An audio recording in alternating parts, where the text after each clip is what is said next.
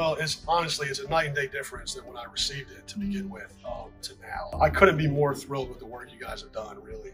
It was in a bit of a sad state when I first bought it. So the front legs in the middle were splayed outwards. The frame was cracked. It was actually, if you pick this sofa up at one end, it would twist and kind of bend as it shouldn't do. So when we stripped everything back and stripped off the padding and the old fabric, we found, some opportunities to brace it up, which I'm very thrilled with. You can sit on it and now it feels solid like a real couch should. And I mean, just look at it, it looks gorgeous. So the upholstery work is great, very kind of perfectionist, high attention to detail, as you can see from the finish. I really couldn't be happier. So it's going right in my man cave. And how do I look on it?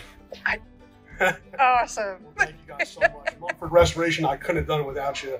This is going to be a statement piece for a very important project I've been working on. And it's all thanks to you guys.